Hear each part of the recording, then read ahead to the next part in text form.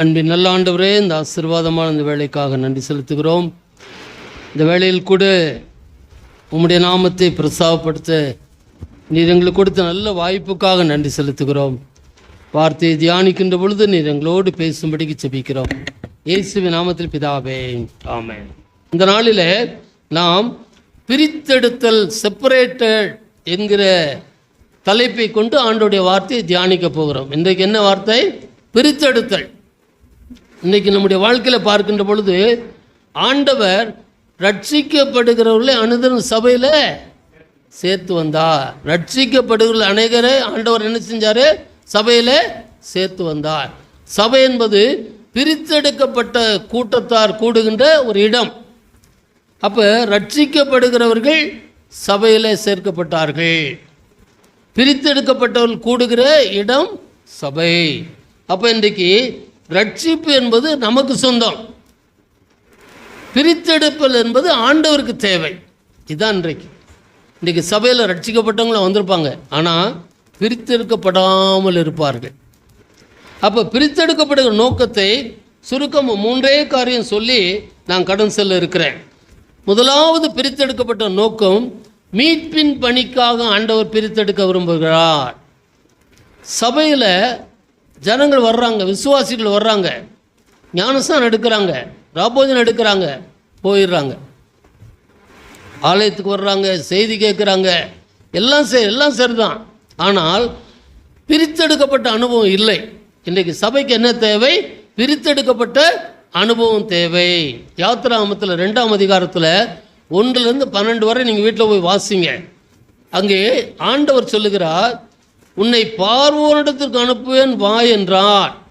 அதற்கு அவர், நான் உன்னோடே இருப்பேன் என்றார்.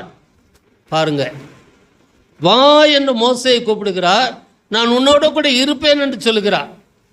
அப்போ ஆண்டவர் நம்மோடு கூட இருக்க வேண்டும் என்று சொன்னால் யாரோட கூட இருப்பார்? பிரித்தெடுக்கப்பட்டவர்களோடு கூட இருப்பார். அப்போ எதற்காக நம்மை பிரித்தெடுக்கிறார் என்று சொன்னால், மீட்பின் பணி செய்வதற்காக நம்மை பிரித்தெடுக்கிறார். அதான் தேவை.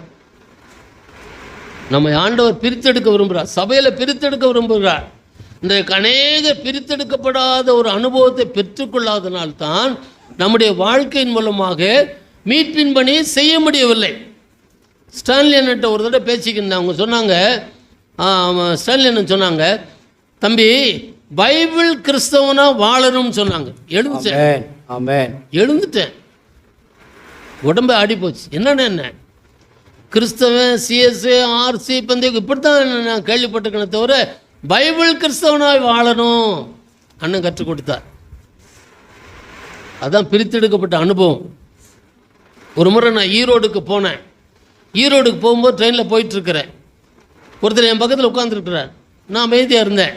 அவர் பார்த்துக்கிட்டு இருந்தார். பார்த்துட்டு, சார் எங்கே இருக்கீங்க, எங்கே போகிறீங்கன்னு கேட்டார். நான் சொன்னேன், இந்த மாதிரி நான் கடவுளுடைய ஊழியத்தை செய்கிறேன், ஈரோடுக்கு போகிறேன். நீங்கள் எங்கே போகிறேன்? நான் ஈரோடுக்கு போகிறேன்னார். அப்போ அடுத்த வார்த்தை கேட்டார், உங்கள் முகத்தை பார்த்தா நீங்கள் சந்தோஷமாக இருக்கீங்களேன்னு. அங்கே தான் பிடிச்சிக்கிட்டேன். ஆமாம், நீங்கள் என்ன செய்கிறீங்கன்னு கேட்டேன். ஐயா, நான் ரொம்ப வேதனையாக இருக்கிறேன், ரொம்ப கஷ்டமாக இருக்கிறேன், ஈரோடுக்கு போகிறேன். என்னுடைய வாழ்க்கையில் ஒரு 75 லட்ச ரூபா ஒருத்தர் ஏமாற்றிட்டான், அது எப்படியாவது கிடைக்கணுமேன்னு சொல்லி சொன்னார். அப்போ உங்கள் முகத்தை பார்த்தா சந்தோஷமாக இருக்குன்னு சொன்னார். அந்த வார்த்தையை பிடிச்ச உடனே அந்த சந்தோஷத்துக்கு காரணமே இயேசுசாமி தான் என் கதையை ஆரம்பிச்சிட்டேன். சொல்லிவிட்டு, அந்த இயேசுவை நம்புங்க, நீங்கள் போகிற காரியத்தை ஆண்டவர் வாய்க்க பண்ணுவார் அப்படின்னு சொன்ன உடனே ஈரோடு வந்துருச்சு. இறங்கணும். ஏன் ஃபோன் நம்பர் வாங்கினார்? அவர் ஃபோன் நம்பர் வாங்கினார். வாங்கிட்டு சென்னை போனோன்னு எனக்கு ஃபோன் பண்ணார். ஐயா, நீங்கள் சொன்ன மாதிரியே இயேசு எனக்கு ஏமாத்துக்காரன்னு பணத்தை வாங்கி கொடுத்துறார். இயேசு நல்லவர். எப்போ உங்களை பார்க்கலான்னாரு. என்ன பார்க்க வேண்டாம், நீங்கள் ஏசாமியை பாருங்கன்னு. என்ன செய்யினார்? பக்கத்தில் எந்த ஆலயம் இருந்தால் அந்த ஆலயத்துக்கு போங்கன்னு. என் மனைவி வர மாட்டாள். மனைவி வந்தானே வரலன்னா நீங்கள் போங்க. போனார். 1 வாரம் ஆச்சு, 10 நாள் ஆச்சு. அடுத்து மனைவி பிள்ளைங்க வர ஆரம்பிச்சிட்டாங்க. அடிக்கடி ஃபோன் பண்ணுவார். ஐயா, இப்போ ஞானஸ்தானம் எடுத்து நல்ல சந்தோஷமாக இருக்குன்னார். என்ன அர்த்தம்? பிரித்தெடுக்கப்பட்ட நோக்கம் இருப்பதனால்தான் நம்முடைய வாழ்க்கையில் மீட்பின் பணி பிரயாணத்தில் இருந்தாலும் செய்து கொண்டே இருக்கிறோம். இல்லை, யோசிச்சு பாருங்கள். அப்போ இன்றைக்கு நம்முடைய வாழ்க்கையில், வேலை ஸ்தலத்தில், படிக்கிற இடத்துல நாம் என்ன செய்யணும்? மீட்பின்படி செய்யணும். நம் மூலமாக வாழ்கிற இயேசுவை காட்டணும். அப்போ அந்த வாழ்கிற இயேசுவை காட்டுவது தான் மீட்பின் பணி. அந்த காலத்தில் ட்ராக்ஸ் சொசைட்டின்னு ஒன்று இருந்துச்சு. ட்ராக்ஸ் அடித்து கொடுப்பாங்க. எல்லா சர்ச்சிலும் ட்ராக்ஸ் இருக்கும். இப்போ ட்ராக்ஸை இல்லை, பார்க்க முடியல. ட்ராக்ஸும் கொடுக்க முடியாது. இப்போ என்னதான் செய்யணும்னு சொல்லும்போது ஆண்டவர் பவுலை நிறுத்துறார். பவுல் என்ன சொல்கிறார் தெரியுமா? நான் கிறிஸ்துவுடனே கூட சிலுவையில் அறையப்பட்டேன். நான் அல்ல, எனக்குள் யார் பிழைத்திருக்கிறார்? கிறிஸ்துவையே பிழைத்திருக்கிறார். அப்போ நம்முடைய வாழ்க்கை எப்படி இருக்கணுமா? இயேசு வாழ்கிற வாழ்க்கையாக இருக்கணும். நடந்து போனாலும், கடைக்கு போனாலும், வேலை ஸ்தலத்திலும், படிக்கிற ஸ்தலத்திலும் நம்ம எப்படி இருக்கணும்? வாழ்கிற கிறிஸ்தவர்களாக இருக்கணும். இயேசு நமக்குள்ள வாழ்கிற கிறிஸ்தவர்களாக இருக்கணும். அப்படி இருக்கின்ற பொழுது நம் மூலமாக இயேசுவை கற்றுக்கொள்வார்கள், இயேசுவை அறிந்து கொள்வார்கள். அப்போ இன்றைக்கு நமக்கு என்ன தேவை? நாம் பிரித்தெடுக்கப்படணும். நம்முடைய வாழ்க்கை பிரித்தெடுக்கப்படணும். அப்போ நம்முடைய வாழ்க்கை பிரித்தெடுக்கப்பட்டால்தான் நாம் என்ன செய்ய முடியும்? மீட்பின் திட்டத்தை நிறைவேற்ற முடியும். மோசே அழைக்கிறார். மோசே என்ன செய்கிறார்? மாடு மேய்ச்சிட்டு இருக்கிறார். மோசே அழைத்து ஆண்டவர் சொல்கிறாரு, என்னுடைய ஜனங்கள் அங்கே அடிமைகளாக இருக்கிறார்கள், அவருடைய கூக்குரலை கண்டேன் என்று சொல்லுகிறார். அந்த ஜனங்களிடத்தில் மீட்டு வரவனை அனுப்புவேன் என்று சொல்லுகிறார். மோசே சொல்கிற மந்தவாயி திக்குவாயி, எனக்கு ஒன்றும் பேச தெரியாது. அதுக்கு ஆண்டவர் சொல்கிறார், நீ போ, நான் உன்னுடைய நாவாக இருப்பேன், வாயாக இருப்பேன் என்று சொல்லுகிறார். இல்லையா? யோசிச்சு பாருங்க. அப்போ ஆண்டவர் இஸ்ரவேல் மக்களை எப்படி பார்க்கிறார்? சொந்த ஜனமாய் பார்க்கிறார். இப்போ நம்ம நினைக்கிறோம் நம்ம மட்டும்தான் ஆண்டவர் சொந்த ஜனம்னு நினைக்கிறோம். இல்லை, இந்த விஜிராவ் நகர், காந்தி நகர், இந்த வேலூர் பட்டணத்தில் எல்லா இடத்துல இருக்கிறவங்களாம் யாருடைய ஜனங்கள்? ஆண்டுடைய ஜனங்கள். ஆனால் அவங்க எப்படி இருக்கிறாங்க? அடிமைத்தனமாக இருக்கிறாங்க. அப்போ அவங்களுடைய கூக்குரல் இன்றைக்கு ஆண்டவரிடத்தில் எட்டி கொண்டிருக்கிறது. அவளை யார் சந்திப்பா? அவளை யார் சந்திக்கிறது? அவளுக்கு மீட்பின் செய்தி யார் சொல்கிறது? அவளை அந்த கூக்குரலிருந்து, அடிமைத்தனத்திலிருந்து மீட்டெடுக்க ஒரு மோசே வரமாட்டானு சொல்லி எங்கே கேட்குறாரு? சபையில் தான் கேட்குறாரு. அப்போ நம்முடைய வாழ்க்கையில் இந்த நாளில் ஆண்டவர் என்ன செய்கிறாரு? நம்மை பிரித்தெடுக்க விரும்புகிறார். அப்போ அந்த பிரித்தெடுக்கப்பட்ட அனுபவம் இருக்கின்ற பொழுதுதான் ஆண்டவர் நம்மை அனுப்புவார். ஆண்டவர் யாரை அனுப்புகிறாரோ அவர்களோடு கூட இருப்பார். சபைக்கு வராதவங்கள கூட இருக்க மாட்டார். நான் சொல்கிறேன், நீங்கள் வராமல் இருக்கிறதே நல்லதுங்கிறேன். என்னை பொறுத்தல அதான் சொல்லுவேன். நீங்கள் வந்து உங்களை பார்த்தோன்னே எனக்கு இடர்லாம் இருக்கும். அப்போ வராமல் இருக்கிறதே எனக்கு ரொம்ப சந்தோஷம். போங்க, எத்தனையோ கோயில் இருக்குது, அங்கே போயிட்டு வந்துட்டீங்கன்னா போதும். தேங்காய் வாழைப்பழம் கூட நாங்கள் சொந்த காசு கொடுத்து வாங்கி தரோம். அதுக்காச்சும் போயிட்டு வாங்க. எதுக்கு ஞானஸ்தானம்? எதுக்கு திருவிருந்து? எதுக்கு சபையில் வந்து இருக்கிறீங்க? அப்போ நீங்கள்லாம் ஆண்டவரை காட்டி கொடுக்குறீங்களா? யோசிச்சு பாருங்கள். ஒரு மாடு மேய்க்கிறவன் ஆண்டவருக்கு தேவை. கூப்பிட்டோன்னு வந்தவொன்னு சொன்னேன், எனக்கு ஒன்றுமே தெரியும், என்ன சொல்கிறது? பார்வன்ட்ட போய் என்னையா சொல்கிறது? மாடு மேய்க்கிறவன் என் பக்கத்தில் போனாலும் மாட்டு சாண நாற்று தான் அடிக்கும். பார்வன்ட்ட எப்படியா போகிறதுன்னாரு. நீ போப்பா, நான் வர்றேன்னார். ஆண்டவர் கூட வந்தவுடனே அவர் எப்படி பாடி ஸ்ப்ரே போட்ட மாதிரி இருந்துச்சு. போனார், என் ஜனங்களை அனுப்பு. எதுக்காக? ஆராதனைக்கு. இன்றைக்கி நம்ம கொஞ்சம் பேராக இருக்கிறோம். லட்ச ஜனங்கள் இந்த ஆராதனைக்கு வர முடியாமல் எப்படி இருக்காங்க? அடிமைகளாக இருக்கிறார்கள். அவர்களை மீட்டெடுக்கத்தான் ஆண்டவர் சபையில் ஒரு சிலரை பிரித்தெடுக்க விரும்புகிறார். அப்போ பிரித்தெடுக்கப்பட்ட ஒரு அனுபவம் நம்முடைய வாழ்வில் வந்தால் நம்ம புறப்பட்டு போவோம். நம்ம புறப்பட்டு போகின்ற பொழுது ஆண்டவர் உங்களோடு கூட வருவார். மோசையோடு கூட ஆண்டவர் போனார்.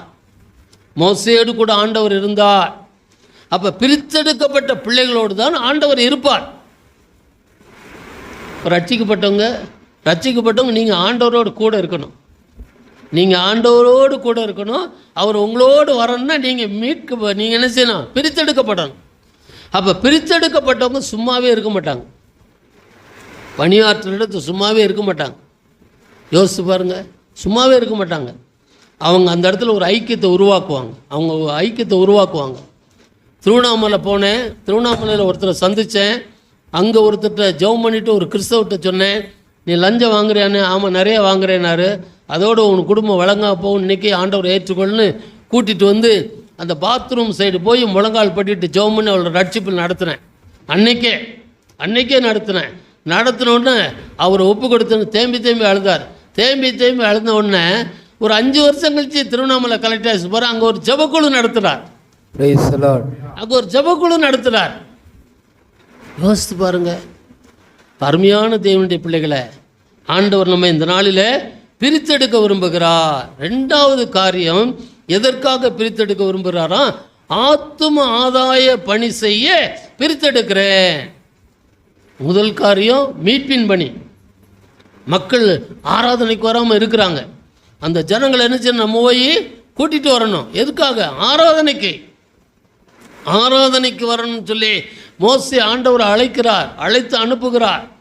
அப்போ இன்னைக்கு லட்சோபலட்ச ஜனங்கள், கோடிக்கணக்கான ஜனங்கள் இந்த வேலூர் பட்டணத்தில் நான் வாழ்கிற இடத்துல இப்படிப்பட்ட மகிமையான ஆராதனைக்கு வராமல் இருக்கிற காரணம் என்ன தெரியுமா? அவங்க ஆண்டவரை ருசி பார்க்கல, யாருன்னு தெரியல. அப்போ ஆண்டவர் மோசையை போன்று நம்ம என்ன செய்கிறார்? பிரித்தெடுத்து அனுப்ப விரும்புகிறார். 2வது காரியம், ஆத்தும ஆதாய பணி செய்ய ஆண்டவர் பிரித்தெடுக்க போகிறார். ரோமர்கள் நிருபத்தில் 1ஆம் அதிகாரத்தில் முதல் வசனம் எடுத்து வாசிங்க. ரோமர்கள் நிருபம் 1ஆம் அதிகாரம் முதல் வசனம், கலாத்தியர் 1:15.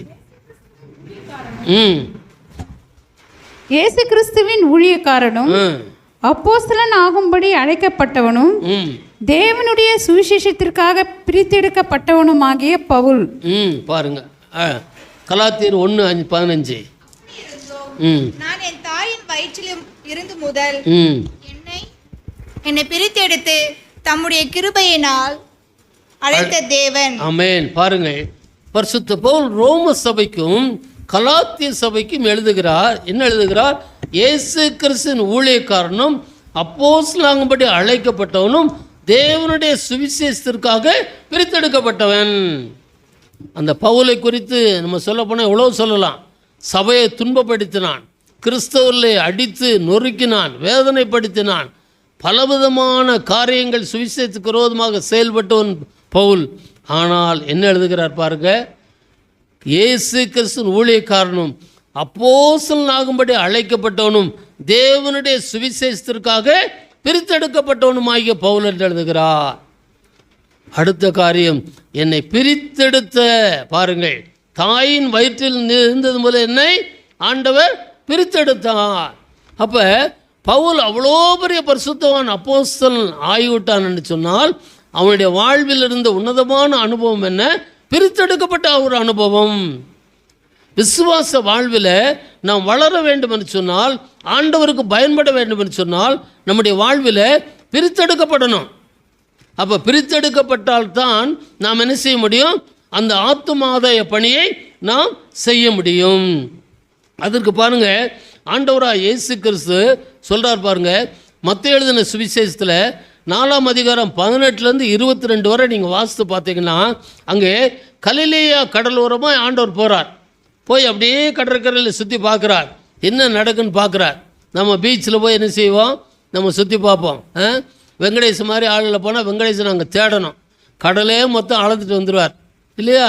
அப்படித்தான் ஆண்டவர் என்ன செஞ்சார்? அந்த மாதிரிலாம் வெங்கடேஷ் மாதிரி செய்யலை. அவர் பார்க்குறார், என்னென்ன வேலை நடக்கு, எப்படி மீன் பிடிக்கிறாங்க அப்படி வேடிக்கை பார்க்குறார். 2 பேர் என்ன செய்யறான்? அண்ணன் தம்பி 2 பேரும், பேதுரும் அவன் தம்பி என்ன செய்கிறாங்க? அங்கே படகை ஒருத்தன் துடுப்பு வாசிக்கிறான், ஒருத்தன் உட்காந்துட்டு போகிறான். 2 பேரும் வலையை வீசுகிறான். பார்த்துட்டு இருக்கிறார். பார்த்துட்டு இருந்தோன்னு அவங்கள கூப்பிட்றார், பாப்பா மீன் பிடிச்சதெல்லாம் போதும், நான் உங்களை மனுஷரை பிடிக்கிறவர்களாக மாற்றுவேன் என்று சொன்னார். சொன்ன உடனே பாருங்க, அவங்க என்ன சொல்ல, என் பின்னே வாருங்கள் சொன்ன உடனே எல்லாவற்றையும் போட்டு என்ன செஞ்சாங்க? ஆண்டவர் பின்னால் வந்தார்கள். அப்போ பிரித்தெடுக்கப்பட்டவர்கள் ஆத்தும ஆதாய பணி செய்ய வேண்டும் என்று சொன்னால் இயேசுவை பின்பற்ற வேண்டும். அங்கே தான் இருக்கு கதை. சும்மா ஆத்தும ஆதாய பணி செய்ய முடியாது. இயேசுவை முழுவதும் பின்பற்றினா தான் நம்ம என்ன செய்ய முடியும்? ஆத்தும ஆதாய பணி செய்ய முடியும். அப்போ ஆண்டவரை முழுவதுமாய் பின்பற்றணும்னா ஏதாவது இழக்கணும். அதுதான் லூக்கா 9:23 ஆண்டவர் சொல்கிறார், பின்பு எல்லாரையும் நோக்கி ஒருவன் என்னை பின்பற்றி வர விரும்பினால் தன்னைத்தானே வெறுத்து தன்னுடைய சிலுவை எடுத்துக்கொண்டு என்ன செய்யணும்? என்னை பின்பற்றி முடிஞ்ச நேரம் கிறிஸ்மஸுக்கு ஆலயத்துக்கு வரணும், புது வருஷத்துக்கு வரணும், நல்ல சாப்பாடு போடுவாங்க, சாப்பிடணும், மிச்ச மீதி அள்ளிட்டு போயிடணும். இது விசுவாச வாழ்க்கை. அப்படின்னா நானும் கூட கிறிஸ்மஸுக்கு பாத்திரங்கத்தை எடுத்துட்டு வந்துடலான்னு பார்க்குறேன். அன்றைக்கி எங்கள் வீட்டிலும் சோறு ஆக்காமல் இங்கே வந்துட்டேன்னா 2 பக்கெட் எட்டு வந்துட்டேன்னா 2 பக்கெட் சேர்த்து சிஸ்டரும் பாஸ்டரும் கொஞ்சம் இந்த வருஷம் கிறிஸ்மஸில் அதிகமாக செஞ்சுருங்க பிரியாணி. அது உள்ள கிறிஸ்தவ வாழ்க்கை, அது உள்ள கிறிஸ்தவ வாழ்க்கை. யோசித்து பாருங்க. என் பின்னே வாங்கன்னா பிரியாணி கிடைக்கும் இல்லை,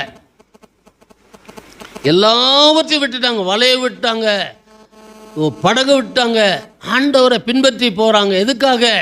ஆத்தும ஆதாய பணி செய்யணும். என் பின்னே வாருங்கள் என்றார், போனாங்க. அதுதான் ஆண்டவர் நம்மை பிரித்தெடுக்கிற ஒரு அனுபவம். யோசிப்பா, அந்திரேயாவையும் பேதுருவையும் ஆண்டவர் பிரித்தெடுத்தார். கடல்லிருந்து, அவங்களுடைய தொழிலிருந்து ஆண்டவர் பிரித்தெடுக்கிறார். எதற்காக? ஆத்தும ஆதாய பணி செய்யணும். மனுஷரை பிடிக்கிற மாற்றுவேன். அப்போ சபையில் வர்றோம், விசுவாசிகளாக இருந்தால் நடக்காது. நீங்கள்லாம் என்ன செய்யணும்? மனுஷரை பிடிக்கிறவர்களாக நம்ம என்ன செய்யணும்? மாறணும், மாற்றப்படணும். அதுதான் இன்றைக்கு ஆண்டவர் அந்த மாற்றத்தை உருவாக்க போகிறார், பிரித்தெடுக்கிற அனுபவத்தை கொடுக்க போகிறார். அதுதான் ஆண்டவர் சொல்கிறாரு. அப்போ பிரித்தெடுக்கப்படுகின்ற நோக்கமே ஆண்டவரை பின்பற்ற. அப்போ ஆண்டவரை பின்பற்றத்தான் ஆண்டவர் நம்மளை என்ன செய்கிறாரு? பிரித்தெடுக்க ஆண்டவர் கூப்பிடுகிறார். அப்போ சுவிசேஷம் அறிவிக்க முடியாது என்று சொல்லி இருந்த 2 வாலிபர்கள் ஆண்டவர் பிரித்தெடுக்கிறார். பிரித்தெடுத்து என்ன செய்கிறாரு? மீன்பிடிக்கிற தொழிலிருந்து பிரித்தெடுத்து சுவிசேஷ பணிக்கு அவர்களை அனுப்புகிறார். அப்போ இன்றைக்கு நம்முடைய வாழ்க்கையில் நம்ம என்ன செய்யணும்? வேலை ஸ்தலத்தில் இருந்தாலும் நம்ம பிரித்தெடுக்கிற அனுபவம் நமக்கு தேவை. ஒரு சகோதரன் சொன்னார், ஐயா ஆலயத்துக்கு போனியா தம்பின்னு கேட்டேன். இல்லை சார்னார். ஏன்னு கேட்டேன். நான் ஆன்லைன்லேயே பார்த்துட்ருக்கேன்னார். இப்போ ஆன்லைன்லேயே சாப்பாடு வந்துடுமா? ஆன்லைன்லேயே கையை கழுவிடுவியா? ஆன்லைன்லேயே தொடச்சிருவியா? ஆன்லைன்லேயே தூங்கிடுவான்னு. இதை புதுசாக சொல்லி பிறகு என்னப்பா வாழ்க்கைன்னு. நான் ஐடி கம்பெனியில் வேலை செய்கிறேன்னார். அப்போ யோசிச்சு பாருங்கள், ஐடி கம்பெனியில் ராவெல்லாம் முழிச்சிட்டு வேலை செய்கிறாங்க, நல்லது தான், உயர்ந்த சம்பளம் தான். ஆனால் தொடர்பு எங்கே இருக்குது? பாஸ்டர் சொன்னார், நமக்கு உறவு எங்கே இருக்கணும்? ஆண்டவரோடு கூட இருக்கணும். ஆண்டவரோடு கூட, லேப்டாப்போடு கூட இருக்குது. லேப்டாப் ஒரு நாள் கைவிட்டுரும். அமெரிக்க தேசம் போனான், கனடா போனான், இங்கிலாந்து போனான், 24 மணி நேரத்தில் இந்தியாவில் வெளியே போன்ட்டான். வெளியே போய்த்தான் ஆகணும்.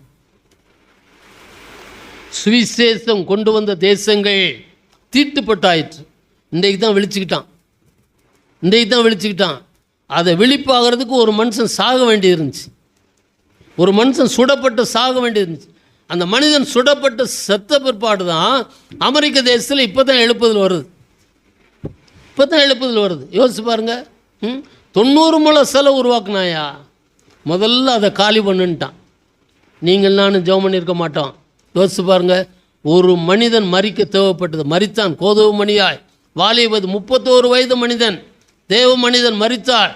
இன்றைக்கு அமெரிக்க தேசத்தை அசைக்கிறார், இங்கிலாந்து தேசத்தை அசைக்கிறார், ஆஸ்திரேலியா அசைக்கிறார், எல்லா கிறிஸ்தவ தேசங்களும் ஆண்டவர் அசைக்க போகிறார். எதுக்காக? யோசிச்சு பாருங்க.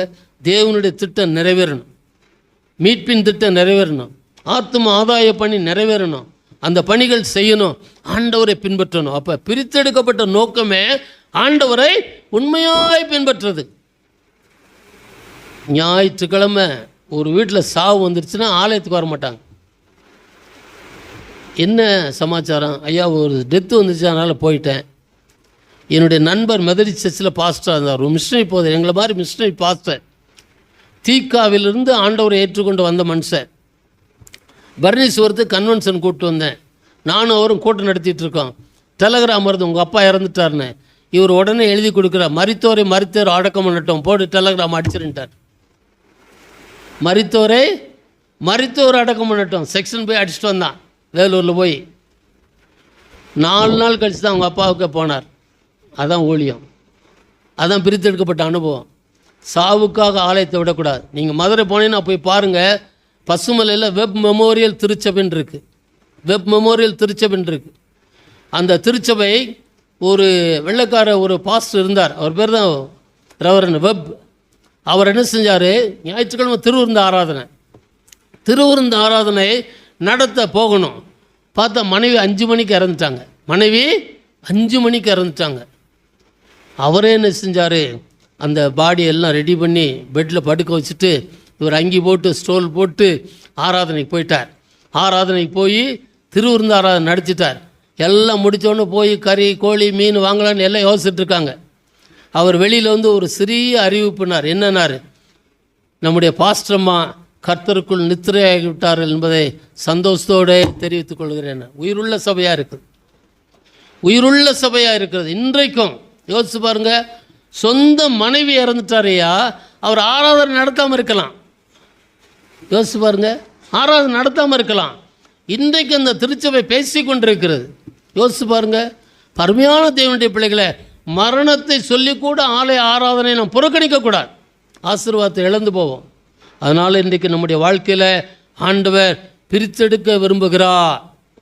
ஏன் பிரித்தெடுக்க விரும்புகிறார்னா, அங்கே பார்க்கிறோம் ஆண்டவர் காண்கிற தேவனாக இருக்கிறார். அப்போ அன்றைக்கு மட்டும்தான் காண்கிற தேவனாகல, இன்றைக்கும் கண்டு கொண்டிருக்கிறார். இஸ்ரேல் மக்களுடைய கூக்குரலை கண்டேன் ஆண்டவர் இன்றைக்கு லட்சோப லட்ச ஜனங்கள் கூக்குரலுக்கு விட்டு கொண்டிருக்கிறார்கள். ஐயா என்ன செய்யறது, விலையேறி போச்சே, ஐயா கைவிடப்பட்ட நிலைமையில் இருக்கிறன, சமாதானம் இல்லையே, சந்தோஷம் இல்லை என்று கூக்குரல் இட்டு கொண்டிருக்கிறார்கள். அப்போ அந்த மக்கள் மத்தியில் நாம் என்ன செய்யணும், எல்லா வேலையும் விட்டு ஒரு பேதுரு போன்று ஒரு அந்திரேயா போன்று ஆண்டவரை பின்பற்றுகிற மக்களாக இருக்க ஆண்டவர் இந்த நாளில் நம்மை பிரித்தெடுக்க விரும்புகிறார். அடுத்த காரியத்தை பார்க்கின்ற பொழுது ஆண்டவர் பார்க்கிறாரு. அங்கே மத்திய எழுதின சுவிசேஷம் 9ஆம் அதிகாரம் 37-38 வசனங்கள், லூக்கா 10 வசனம், யோவான் 4ஆம் அதிகாரம் 35-36 வசனங்களை பார்க்கிறார்.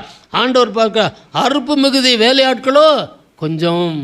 ஆண்டவர் பார்க்கிறாரு, எப்படி இருக்கு தேசம், அறுப்பு மிகுதியாக இருக்குது, விளைந்து போய் கிடக்கிறது. அறுப்பு மிகுதி, ஆண்டவருக்கென்று ஆத்துமாக்களை அறுவடை செய்ய ஆட்கள் இல்லை. இது ஆண்டுடைய பார்வை. அப்போ இன்றைக்கு திருச்சபையில் நம்மை ஆண்டவர் பிரித்தெடுக்க விரும்புகிறார். படிக்கிற இடங்களில் நாம் பிரித்தெடுக்கப்பட்ட மகனாய் வாழ வேண்டும். வேலை செய்கிற இடத்துல நாம் பிரித்தெடுக்கப்பட்ட மகனாய் வாழ வேண்டும். ஆண்டவர் பிரித்தெடுக்க விரும்புகிறார். சபையில் இன்றைக்கு பிரித்தெடுக்கப்பட்ட அனுபவம் தேவை. வந்து இடத்தை தேய்ச்சிட்டு போகிறதுக்கு அல்ல, பிரித்தெடுக்கப்பட்ட அனுபவம் தேவை. 3வது காரியம் பாருங்க, பயனற்ற வாழ்வை பயனுள்ள வாழ்க்கையாய் மாற்றுவதற்கு பிரித்தெடுக்கப்பட்ட அனுபவம். மீட்பின் பணியை செய்ய ஆண்டவர் பிரித்தெடுக்கிறார். ஆத்தும ஆதாய பணி செய்ய ஆண்டவர் நம்மை பிரித்தெடுக்கிறார். அடுத்து பாருங்க, பயனற்ற வாழ்க்கை பயனுள்ள வாழ்க்கையாய் மாற்றுவதற்கு ஆண்டவர் நம்மை பிரித்தெடுத்திருக்கிறார். அதற்குத்தான் ஆண்டவர் சொல்றார் பாருங்க, மத்திய எழுதின சுவிசேஷத்தில் 5ஆம் அதிகாரத்தில் 13வது வசனம் என்ன சொல்லுது, நீங்கள் பூமிக்கு உப்பாயிருக்கிறீர்கள். உப்பு சாரமற்று போனால் எதனால் சாரமாக்கப்படும், வெளியிலே கொட்டப்படுவதற்கும் மிதிக்கப்படுவதற்கும் வேறொன்றுக்கு உதவாது. ஆண்டவர் சொல்றாரு, நீங்கள் பூமிக்கு உப்பாயிருக்கிறீர்கள். உப்பு கடலிலிருந்து பிரித்தெடுக்கிறார்கள், கடல் தண்ணியிலிருந்து பிரித்தெடுக்கிறார்கள். அப்போ இன்றைக்கு சபையிலிருந்து ஆண்டவர் நம்மை பிரித்தெடுக்க விரும்புகிறார். எதற்காக? பயன்படுவதற்காக. கடல் தண்ணியை குடமாக எடுத்து வந்து நம்ம வீட்டில் சமையல் பண்ண முடியுமா? ஜூஸ் போட்டு குடிக்க முடியுமா? ஒன்றும் பண்ண முடியாது. அப்போ அது பயனற்ற தண்ணி. ஆனால் அதில் மீன் வாழும், ஆனால் நம்ம யூஸ் பண்ண முடியாது இல்லையா? அதுபோல தான் இன்றைக்கி சபையில் என்ன செய்கிறாங்க, அநேக நம்ம எப்படி பயன்படுன்னு தெரியல. ஆண்டவர் அப்படிப்பட்ட வாழ்க்கை வாழ்ந்து கொண்டு இருக்கிறோம். சபைக்கும் பயன் இல்லை, சமுதாயத்துக்கும் பயன் இல்லை, குடும்பத்துக்கும் பயன் இல்லை, அதுதான் வாழ்ந்து கொண்டு இருக்கிறோம். அப்போ எப்படி 2 வருட வாழ்க்கை எப்படி இருக்குது? பயனற்ற வாழ்க்கை. அப்போ பயனுள்ள வாழ்க்கையாய் மாற்ற விரும்புகிறார். எப்படி? ஆண்டவருடைய கிருபையினால் நாம் பிரித்தெடுக்கப்பட வேண்டும். உப்பை போன்று பிரித்தெடுக்கப்பட வேண்டும். அப்போ உப்பை போன்று பிரித்தெடுக்கப்படுகின்ற பொழுது தான் நம்முடைய வாழ்க்கை பயன்படும். உப்பு என்ன செய்து ஒரு பொருளை கெடாமல் பாதுகாக்கிறது, ருசியை கொடுக்கிறது. அப்போ இன்றைக்கு நம்முடைய வாழ்க்கை சுத்தமாக பிரித்தெடுக்கப்படாதனால்தான் யாருக்கும் பயன் இல்லை. வீட்டுக்காரன் அம்மாவுக்கும் பயன் இல்லை, பிள்ளைகளுக்கும் பயன் இல்லை, சமுதாயத்துக்கும் பயன் இல்லை, சபைக்கும் பயன் இல்லை. என்ன செய்கிறது? பாஸ்டர் தான் படாத பாடுபட்டுக்கிட்டு, இப்படிப்பட்ட பாஸ்டர் உலகத்துலையும் பார்க்க முடியாது. நல்லா வாட்டி வதைக்கிறீங்க, ரொம்ப சந்தோஷமாக இருக்குது இல்லையா? யோசிச்சு பாருங்கள். அப்போ ஆண்டவர் பயனற்ற ஒரு வாழ்க்கையை பயனுள்ள ஒரு வாழ்க்கையாக மாற்றும்படியாகவே ஆண்டவர் சொல், நீங்கள் பூமிக்கு உப்பாய் இருக்கிறீர்கள். நம்ம பயன்படணும், யாருக்காச்சும் ஒருத்தருக்கு பயன்படணும், ஒருவருக்கு பயன்படணும். எப்படி? ஆண்டுடைய சத்தியத்தை சொல்லும்படியாக பயன்படணும். அதுதான் உலக ஆசீர்வாதத்துக்காக இல்லை, உலகத்தின் காரியங்களுக்காக இல்லை, ஏசாமிக்கு நம்ம பயன்படணும். இந்த முட்டத்தூர் பகுதியில் ஒய்காப் என்கிற ஒரு மிஷனரி இருந்தார். ஒய்காப் என்கிற பெண் மிஷனரி, கல்யாணம் ஆகலை. அந்த அம்மா அங்கே மிஷனரியாக ஊழியம் செஞ்சாங்க. அங்கே ஒரு சின்ன ஸ்கூல் ஆரம்பித்தாங்க. அது ஏற்கனவே ட்ரையான பிளேஸ், அந்த முட்டத்தூர் ஏரியா. சின்ன ஸ்கூல் ஆரம்பித்தாங்க. சின்ன ஸ்கூல் ஆரம்பித்து நைட் ஸ்டடி சொல்லி கொடுத்து, பள்ளி கொடுத்து, எல்லா பிள்ளைகளும் கூட்டி சேர்த்து படிக்க வச்சாங்க. கடைசியில் பார்த்திங்கன்னா அங்கே எலக்ட்ரிசிட்டி இல்லை. எலக்ட்ரிசிட்டி இல்லைன்னா அந்த அம்மா தன்னுடைய சொந்த நகை பணம் எல்லாத்தையும் சேர்த்து ஒரு ஸ்கூல் கட்டிட்டாங்க. ஆனால் பணம் இல்லை எலக்ட்ரிசிட்டி போடுறதுக்கு. இவங்க கேட்குறாங்க, அம்மா எவ்வளோ செஞ்சிட்டிங்க, இன்னும் கொஞ்ச நாள் இந்தியா விட்டு போக போகிறீங்க, அதனால் எப்படியாச்சும் எங்களுக்கு எலக்ட்ரிசிட்டி பண்ணி கொடுத்துருங்களேன், அந்த ஒரு கரண்ட் வசதி செஞ்சு கொடுத்தா நல்லதே. நாங்கள் யோசிச்சு பார்த்தாங்க, எதுவும் விற்கிறதுக்கு இல்லைன்னு யோசிச்சு பார்த்தாங்க. அப்போ அவங்களுக்கு ஒரு ஆண்டவர் ஒரு தெளிவை கொடுத்த. என்ன தெளிவு? ஒய்காப், நீ உன்னுடைய தேசத்துக்கு போகிறைய, அங்கே உனக்குன்னு ஒரு கலரை வாங்கி வச்சிருக்கே. ஆமாம் ஆண்டவரை, சொல்லுங்கள், அதை விற்று இங்கே எலக்ட்ரிசிட்டி வாங்கி கொடுனார். கல்லறையை விற்று இந்த ஜனங்களுக்கு என்ன செய்யணும்? இபி கனெக்ஷன் வாங்கி கொடுனார். அந்த அம்மா இங்கேருந்து லெட்டர் எழுதி அந்த கல்லறையை விற்று அந்த பணத்தை வாங்கி அங்கே அந்த ஸ்கூல் கட்டின ஸ்கூலுக்கு இபி லைன் வாங்கி கொடுத்தாங்க. அந்த அம்மா இந்திய தேசத்தை விட்டு போனாங்க. புதைக்கிறதுக்கு இடம் இல்லை, தூக்கி சுமந்து போகிறதுக்கு ஆள் இல்லை. என்ன நடந்து தெரியுமா? கடைசியில் எரிமேடையில் வச்சு எரித்து சாம்பலாக்குனாங்க. யோசித்து பாருங்கள். அதனால தான் இன்றைக்கு முட்டத்தூரில் ஒய்காப் மேல்நிலை பள்ளி என்று சொல்லி இன்றைக்கு நடந்து கொண்டிருக்கிறது. அருமையான தேவனுடைய பிள்ளைகளை, அப்போ இன்றைக்கு நம்முடைய வாழ்க்கை ஆண்டவருக்கு பயன்படணும். ஒரு ஒய்காப் மிஸ்டரே தன்னுடைய ஒரே ஒரு சொத்து கல்றை தான். அந்த கல்றையை கூட நினைட்டாங்க, எனக்கு இல்லைன்னா கூட பரவாயில்ல, இந்த இந்திய தேச மக்கள் வெளிச்சத்தில் வாழணும், நீதியின் சூரியனாக இயேசுவை பெற்றுக்கொள்ள வேண்டும், அடிமைத்தனத்தில் மீட்கப்பட வேண்டும் என்று சொல்லி தனக்கு இருந்த ஒரே கல்றை கூட என்ன செஞ்சாங்க? விற்று அந்த பகுதியில் கொடுத்துட்டு சாட்சியாக போயிட்டாங்க. இன்றைக்கி நம்ம எப்படி இருக்கிறோம்? விட்டு இங்கேருந்து கூட எல்லாத்தையும் தூக்கிட்டு போயிடுவோம். எனக்கு அது இல்லை இது இல்லைன்னு நிலைமையில். யோசித்து பாருங்கள். அருமையான தேவனுடைய பிள்ளைகளை, நாம் இன்றைக்கு பிரித்தெடுக்கப்பட்ட அனுபவம் நம்முடைய வாழ்க்கையில் கடந்து வரணும். பிரித்தெடுக்கப்பட்ட அனுபவம் கடந்து வந்தால்தான் ஆண்டவரை பின்பற்ற முடியும், மீட்பின் பணியை செய்ய முடியும், ஆண்டவரை உண்மையாய் பின்பற்ற முடியும். பயனற்ற வாழ்க்கை பயனுள்ள வாழ்க்கையாய் ஆண்டவர் மாற்றுவார். எழுந்திருப்போம், ஆண்டவருடைய கருத்தில் நம்ம அர்ப்பணிப்போம். ஆண்டவர் நம்முடைய வாழ்க்கையிலும் இப்படிப்பட்ட உன்னதமான அனுபவத்தை ஆண்டவர் கொடுத்து ஒரு ஒய்காப் மிஷனரி போன்று நம்முடைய வாழ்க்கையில் ஆண்டவருக்காக எதையும் இழக்க ஆயத்தமாயிருப்போம். ஒரே நோக்கம், ஆண்டவர் நம்மை பிரித்தெடுத்து மீட்பின் பணியையும் ஆத்தும ஆதாய பணியையும் ஆண்டவர் நம் மூலமாக நடப்பித்து தேவனுடைய ராஜ்யத்தை கட்ட கிருபை செய்வாராக. ஆமென், ஆமென், ஆமென். சில பேர் இன்றைக்கு ஆண்டவருக்கு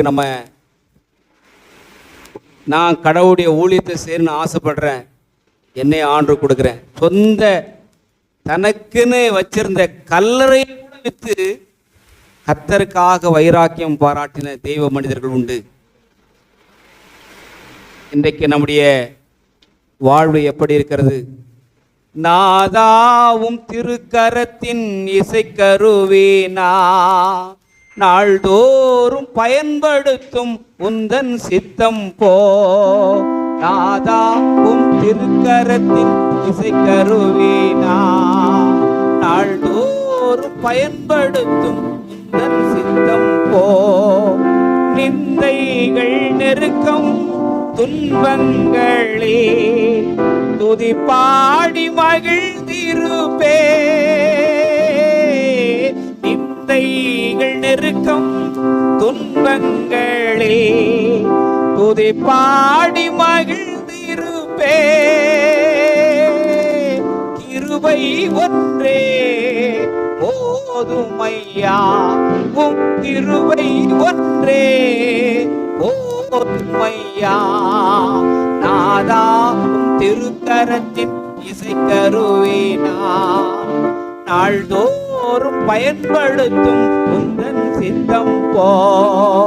நாதா உம் திருக்கரத்தின் இசைக்கருவேனா, நாள்தோறும் பயன்படுத்தும் உந்தன் சித்தம் போ. நான் இயேசுவை ஏற்றுக்கொண்டது எனக்காக அல்ல, நான் இயேசுவுக்காக பிரித்தெடுக்கப்பட்டது எனக்காக அல்ல, என் மூலம் ஒரு கூட்டம் இயேசுக்கு சொந்தமாக்குவதற்காக. நம்மை நாம் ஆண்டவருக்கு அர்ப்பணிப்போம். நம்மால் இயன்றவரை இந்த சுவிசேஷ வேலையை செய்வதற்கு நம்மை நாமே தத்தம் செய்வோம். பிரியமானவர்களே, கண்களை மூடி கரலை உயர்த்துங்க. ஆண்டவரே, ஏதாகிலும் ஒரு விதத்துல சாமி நான் உமக்கு உபயோகமான பாத்திரமா என்னை மாத்துங்க. ஆண்டவரே, நல்ல பிதாவே, நீர் எங்களோடு கூட இந்த நாளிலே பேசுறதுக்காக நன்றி. ஆண்டவரே, தாசனை மறுத்து வெளிப்பட்ட வார்த்தைகளுக்காக நன்றியோடுமை துதிக்கிறோம் ஐயா.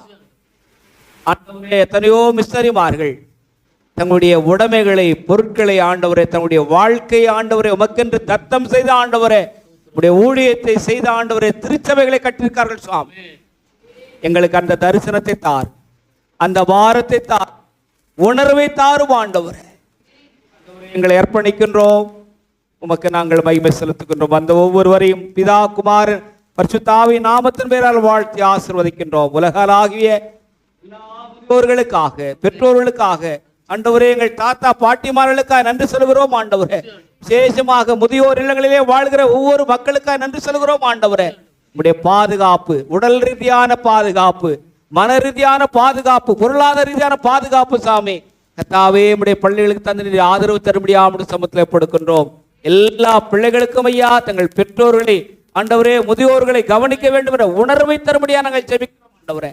அர்ப்பணிக்கின்றோம். அந்த ஒவ்வொருவரையும் இயேசு கிறிஸ்துவின் நாமத்திலே ஆசீர்வதிக்கின்றோம். உடைய வார்த்தைகளை பகிர்ந்து கொண்ட அன்பு தாசனுக்காக நன்றி சுவாமி. அவரை குடும்பத்தை ஆசீர்வதிப்பதாக. எல்லா துதி கன மகிமை நாங்கள் செலுத்துகின்றோம். இயேசு கிறிஸ்துவின் நாமத்தில் ஆமென். என் ஆத்துமாவே கர்த்தரை ஸ்தோத்திரி, முழு ஸ்தோத்திரி. என் ஆத்துமாவே கர்த்தரை ஸ்தோத்திரி, கர்த்தர் செய்த சகல உபகாரங்களை மறவாதே. ஆமென்.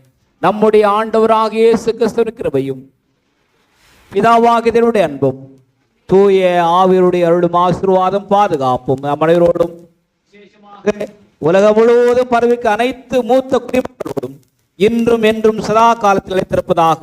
ஆமென். ஓ தேவனுக்கு மகிமை, தூக்கி எடுத்தார் என்னை, தூக்கி எடுத்தாரே, தம் கரத்தை நீட்டி ரட்சித்தாரே. ஓ தேவனுக்கு மகிமை, நான் இயேசுவை நேசிக்கிறேன்,